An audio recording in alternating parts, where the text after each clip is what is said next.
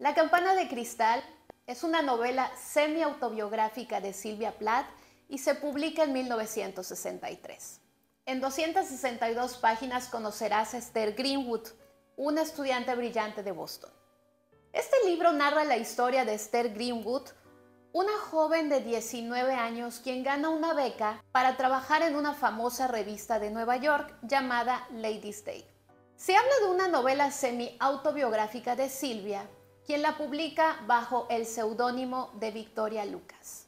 Es la propia Esther quien cuenta todo lo que ahí acontece. Inicia con los preparativos para su viaje, se compra ropa para su estadía en Nueva York, con la emoción de lo que está por venir. A lo largo de las primeras 100 páginas, tal vez un poco más, la acompañaremos en su día a día por la revista, entre fiestas, inauguraciones, lanzamientos y manuscritos. Iremos observando a la protagonista y a su mente. Es justo eso lo que hace de esta obra una invitación a reflexionar, pero también es algo perturbador. Hay escenas en su estancia en Nueva York en las que nos preguntaremos por qué permitió, por qué hizo lo que hizo. Solo hay que recordar que es una chica de 19 años con tendencias depresivas. Pero se pondrá más complicado en el momento en que se termina su trabajo en la revista. A partir de ese momento, la salud mental de Esther empezará a manifestar desequilibrios, por lo que es preciso también resaltar los temas de los que se habla en este libro: depresión, suicidio, las pocas opciones que tenían las mujeres de la época y la sexualidad. La combinación de esos elementos se volvió letal para Greenwood. En esta travesía veremos otros personajes como J.C., la jefa de la revista, Buddy Willard, el novio, Doreen. Este personaje es muy importante en la novela porque es otra cara de la depresión. La doctora Nolan, que es la única persona que es capaz de ayudar a Esther en su tratamiento.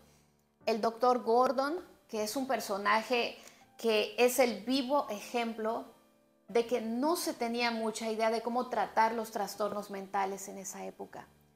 Y Constantine, un profesor de matemáticas con quien vivirá una experiencia muy interesante, pero que los hará gritar de espanto.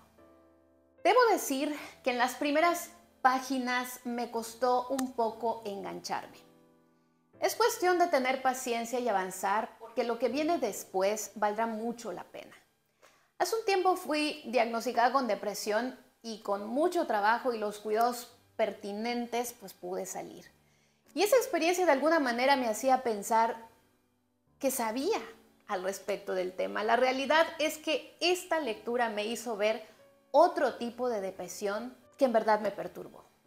Tal vez no sea una lectura para mentes sensibles, porque es muy frontal en lo que a síntomas se refiere. En todo el relato nos está hablando una persona con una depresión atroz. Y la autora, quien a su vez está reflejada en Esther, te introduce a la trama como si estuvieras dentro de su mente, viendo y sintiendo lo que ella pasó, incluyendo la terapia de electrochoques. Algo que me dolió al alma es una escena donde tiene una plática con la madre y cuando te das cuenta que su respuesta al intento de suicidio de su hija es desde la ignorancia, y eso es muy doloroso. Esto sin duda me genera mucha empatía con la decisión final que tuvo Sylvia. Por otra parte, pensando en que en esos tiempos no habían los avances que hoy tenemos para el tratamiento de la salud mental, definitivamente era sumamente difícil salir de esa condición. Pero sumémosle a lo anterior que ser mujer en los 50 era frustrante. Y ella lo menciona en un par de párrafos. O te dedicabas al matrimonio y los hijos, o a la vida profesional y a la soledad que eso trae consigo. De lo anterior se dice que esta novela tiene un corte feminista. Ella no quería casarse y claramente se veía la presión que se ejercía sobre ella en este tema. Y en cuanto al tema de la sexualidad, fue el escándalo cuando ella decide ir a consultar al ginecólogo para que le prescribieran anticonceptivos. Ya leerán esa parte y lo que sucede después, que fue el colmo, que no sabrán si reír o llorar. En resumen, una vez expuestas las emociones y pensamientos que generó en mí, he de decir que es una lectura que hay que hacer con la mente abierta. No es una lectura para personas impresionables ni gente con prejuicios. Simplemente hay que leer y aprender. Algo me dice que fue una llamada de auxilio que nadie entendió en su tiempo y dejó testigo para entender la decisión que tomó al final. ¿Por qué elegí esta lectura? Aunque era un libro que ya había visto en la librería y que quería, no fue hasta que unos alumnos me lo regalaron y puse manos a la obra. ¿Para quién es este libro? Para aquellas personas que gustan de la obra de Sylvia Plath, los temas crudos y directos, y quien desea mirar de frente a la depresión.